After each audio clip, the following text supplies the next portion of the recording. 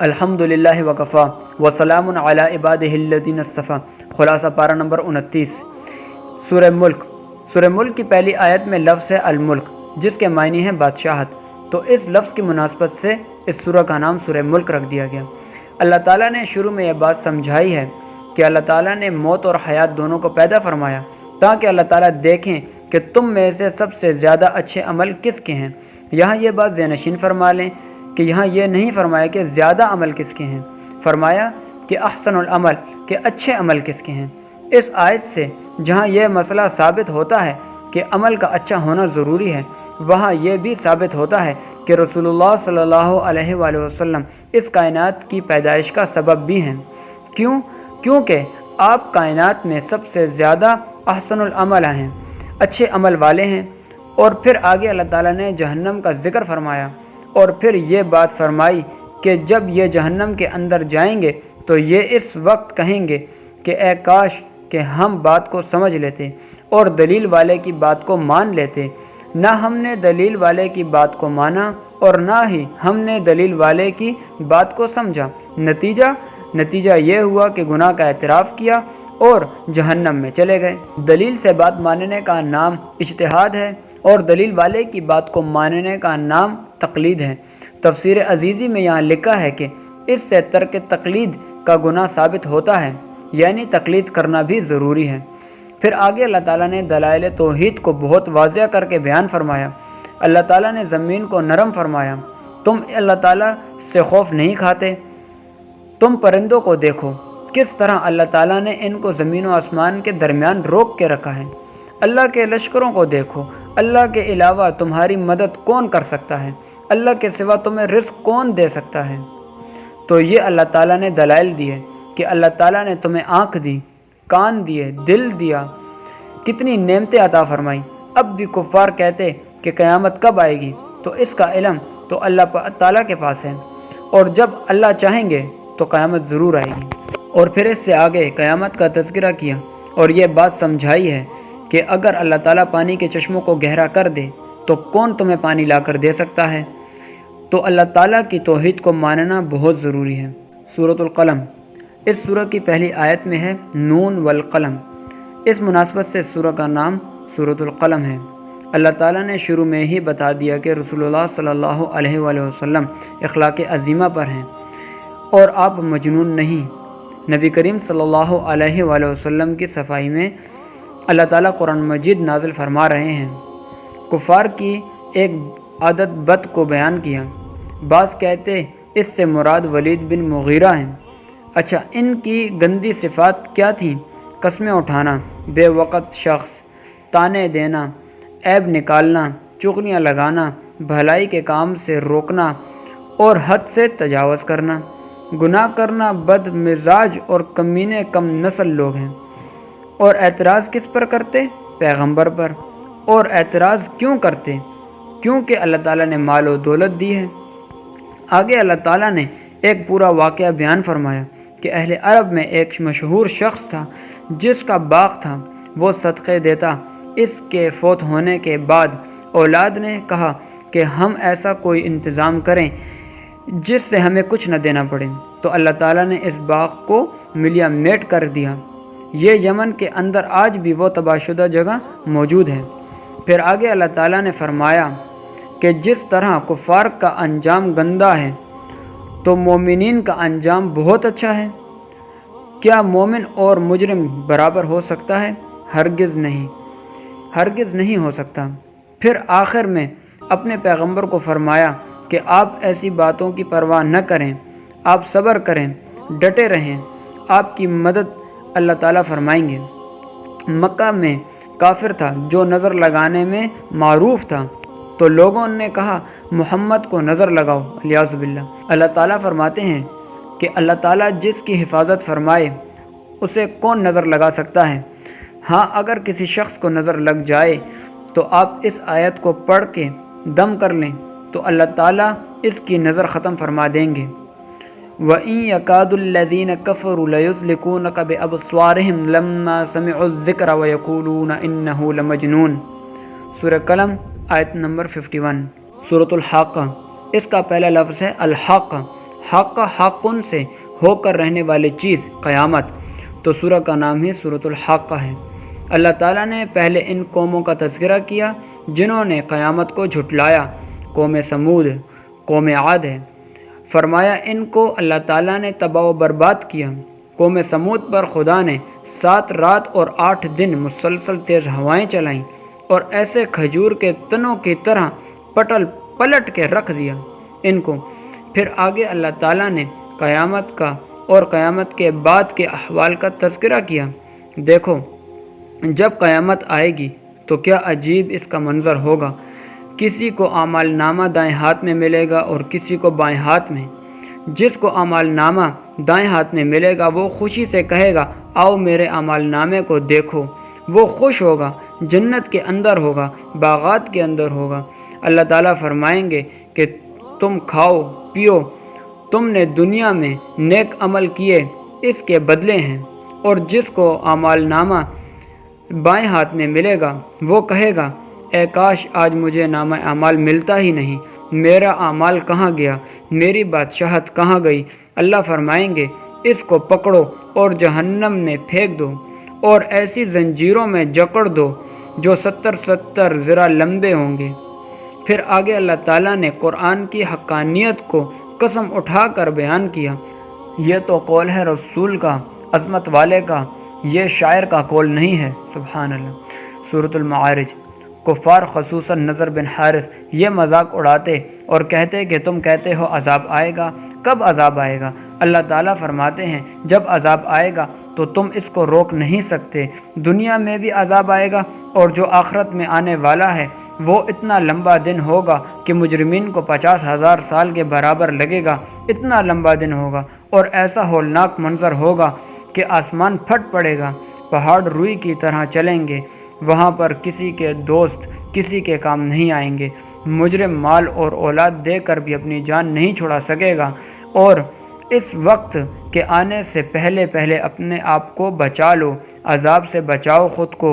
اور جو لوگ جنتی ہیں ان کے اوصاف بیان کیے، وہ نماز کی پابندی کرتے ہیں اور حقداروں کو حق دیتے ہیں، جو مانگے اس کو بھی دیتے ہیں، جو نہ مانگے اس کو بھی صدقہ دیتے ہیں، قیامت کے دن کی تصدیق کرتے ہیں، اللہ کے عذاب سے ڈرتے ہیں اور اپنی شرمگاہوں کی حفاظت کرتے ہیں، امانت میں خیانت نہیں کرتے، امانت کا خیال رکھتے ہیں، وعدے کا خیال رکھتے ہیں، گواہی پر ڈٹ جاتے ہیں اور اپنی نمازوں کا خیال رکھتے ہیں۔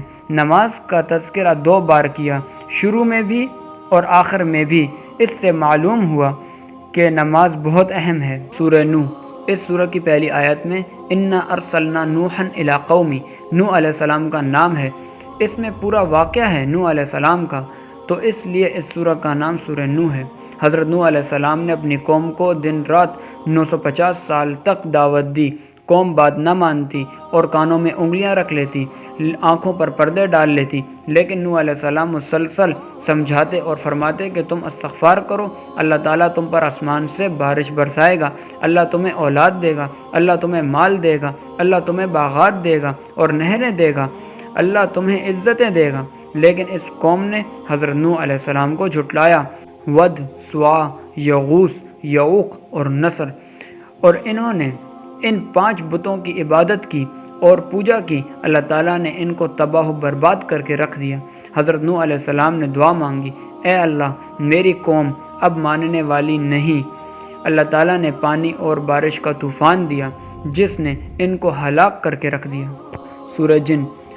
رسول اللہ صلی اللہ علیہ وآلہ وسلم کی آمد پر جنات کا آسمان پر جانا رکا، اوپر سے ان پر ستارے پھینکے جاتے اور ان کو نیچے گرا دیا جاتا۔ تب یہ پریشان ہوئے کہ ہمارے ساتھ ہوا کیا ہے۔ جنات نکلے گشتوں پر کہ تلاش کریں۔ رسول اللہ صلی اللہ علیہ وآلہ وسلم طائف سے واپس ہوئے، وادی مکہ نخلا پر تھے، فجر کی نماز پڑھ رہے تھے۔ جنات نے قرآن سنا تو واپس گئے اور بتایا کہ آخری نبی آ چکے ہیں۔ بہت سارے جنات پھر ایمان لے آئے۔ نبی پاک صلی اللہ علیہ وآلہ وسلم نے دعوت دی اور انہوں نے رسول اللہ صلی اللہ علیہ وآلہ وسلم کی دعوت کو قبول کیا۔ اس سورہ میں اللہ پاک نے اسی کا تفصیل سے تذکرہ فرمایا۔ بطور خاص یہ عقیدہ رکھنا ضروری ہے کہ عالم الغیب صرف اللہ تعالیٰ کی ذات ہے اللہ کے سوا کوئی عالم الغیب نہیں ہے۔ اللہ جس کو چاہتے ہیں غیب کی خبریں دیتے ہیں اور غیب کا علم صرف اللہ تعالیٰ کے پاس ہے۔ سورۃ المزمل، اس کی پہلی آیت میں یا ایھا المزمل، مزمل چادر اوڑھنے والا، نبی پاک صلی اللہ علیہ وآلہ وسلم پر جب پہلی وحی آئی تو آپ کو سردی لگی، بخار آ گیا۔ اپنی عالیہ حضرت خدیجہ سے فرمایا کہ میرے اوپر چادر اوڑھو۔ سردی کی وجہ سے اللہ تعالیٰ نے سورہ نازل فرمائی، اے میرے پیغمبر، رات کا کچھ حصہ آپ قیام فرمائیں، ہم آپ پر وحی نازل کرنے والے ہیں۔ رات کے اٹھنے کے کچھ فوائد بیان کیے۔ اس سے آدمی کی زبان درست ہوتی ہے، آدمی حق پر قائم رہتا ہے، اور فرمایا دن کو تو آپ کی مشغولیت ہے بہت زیادہ، آپ کچھ وقت اللہ کا نام لیں علیحدگی میں، ان کی باتوں پر صبر کریں، برداشت کریں، اور آپ ان کی پرواہ نہ کریں۔ جو آپ کو مانے گا کامیاب ہوگا، جو آپ کو نہیں مانے گا ہم اسے دردناک عذاب دیں گے۔ اللہ تعالیٰ فرماتے ہیں قرآن نصیحت ہے، مگر فائدہ اس کو ملتا ہے جو نصیحت حاصل کرنا چاہتا ہے۔ پھر حکم آ گیا کہ فرضیت تہجد کی ہم نے ختم کر دی، جو چاہے پڑھ لے، اس کا فائدہ ہے۔ سورۃ المدثر، اس سورہ کی پہلی آیت میں ہے یا ایھا المدثر قم فانذر۔ مدثر لفظ ہے، اس کی مناسبت سے اس سورہ کا نام سورہ مدثر ہے۔ مدثر اور مزمل تقریباً ہم معنی ہیں۔ اے چادر اوڑھنے والے پیغمبر، اللہ نے اسی صفت سے آپ کو خطاب فرمایا، محبت کے ساتھ فرمایا کہ ان کفار کو آپ ڈراؤ اور آپ ان کی پرواہ نہ کرو۔ ان کو ہم نے مال دیا، دولت دی، بیٹے دیے، اسی سے یہ چوڑے ہو گئے، اسی پر یہ تکبر کرنے لگے، اور نبی کو کہتے ہیں کہ یہ جادو ہے اور یہ بشر کا قول نہیں ہے۔ اللہ تعالیٰ فرماتے ہیں نہیں نہیں، یہ جھوٹ بولتے ہیں، اور جو پیغمبر کی تکذیب کرے گا وہ جہنم کے اندر جائے گا۔ اللہ تعالیٰ نے فرمایا ہم نے فرشتوں کی تعداد 19 رکھی ہے۔ اس کی نگرانی پر کیوں رکھی ہے؟ امتحان کے لیے۔ کافر کہنے لگا 17 سے میں نبٹ لوں گا، 2 سے تم نبٹ لینا۔ اللہ اکبر۔ اللہ تعالیٰ فرماتے ہیں کہ نہیں نہیں، فرشتے کے ساتھ نپٹنے کی طاقت تمہاری ہرگز ہرگز نہیں ہے۔ خیر، آگے اللہ تعالیٰ نے سارا اسی بات کا تذکرہ کیا اور قسمیں اٹھا کر بات سمجھائی۔ اللہ اکبر۔ ایک اہم بات، جنت والے مجرمین سے پوچھیں گے تم جہنم میں کیوں گئے؟ وہ جواب کیا دیں گے؟ نمبر 1 کہ ہم نمازیں نہیں پڑھتے تھے، ہم مسکینوں کو کھانا نہیں کھلاتے تھے، ہم نے شریعت کا مذاق اڑایا اور آخرت کی تکذیب کرتے تھے۔ معلوم ہوا کہ یہ سب بہت بڑے جرائم ہیں۔ سورۃ القیامہ، اس سورہ کی پہلی آیت میں لفظ ہے القیامہ، اسی کی مناسبت سے اس سورہ کا نام سورۃ القیامہ ہے۔ اللہ تعالیٰ نے یہاں قیامت کے احوال کو بیان فرمایا اور بہت تفصیل کے ساتھ بیان فرمایا، اور جب قیامت قائم ہوگی تو کوئی انسان اس سے بھاگ نہیں سکے گا، اور قیامت برحق ہے، اس نے آ کر ہی رہنا ہے۔ اور رسول اللہ صلی اللہ علیہ وآلہ وسلم پر جب وحی آتی تھی تو وہ ساتھ ساتھ پڑھتے تھے تاکہ یاد ہو جائے۔ اللہ نے فرمایا آپ کو پڑھنے کی ضرورت نہیں، وحی نازل بھی ہم کرتے ہیں اور یاد بھی ہم کروائیں گے، آپ اس میں کوئی فکر نہ کریں۔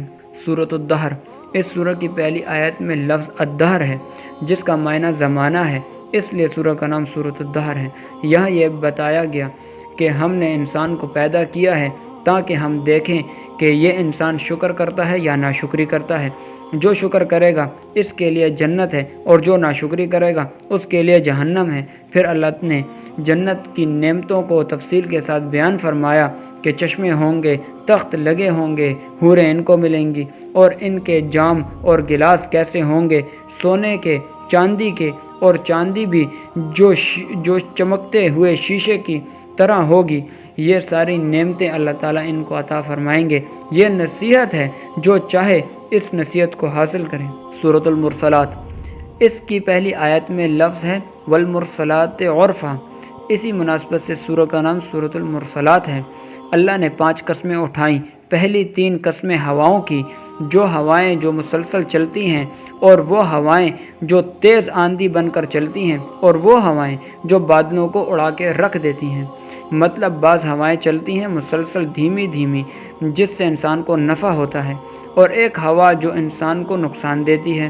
اور فرشتوں کی قسمیں جو حق اور باطل کے میں فرق کرتے ہیں، اور ان فرشتوں کی قسمیں جو اللہ تعالیٰ کی طرف سے وعد و نصیحت کو لے کر آتے ہیں، عذراً اور عذرا، یا تو اس لیے کہ بندہ توبہ کرے اور یا اس لیے کہ نہ مانے تو خدا کا عذاب اس پر آئے۔ پھر آگے اللہ تعالیٰ نے قیامت کے احوال کو ذکر کیا کہ قیامت آئے گی اور آ کر رہے گی۔ پھر آگے اللہ تعالیٰ نے سمجھایا کہ ہم نے تمہیں ایک حقیر قطرے سے پیدا کیا ہے، ہم تمہیں دوبارہ بھی پیدا کر سکتے ہیں، کیا مشکل ہے؟ خیر، یہاں اللہ تعالیٰ نے آخرت کے مناظر کو بیان فرمایا۔ پہلے جہنم والوں کا ذکر کیا۔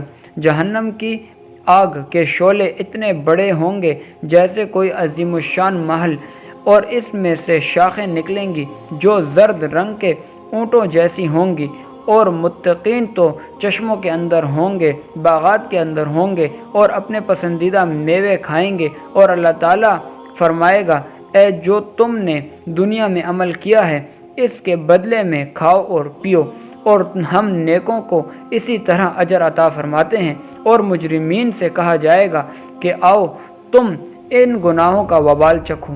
وآخر الدعوانا الحمد للہ رب العالمین۔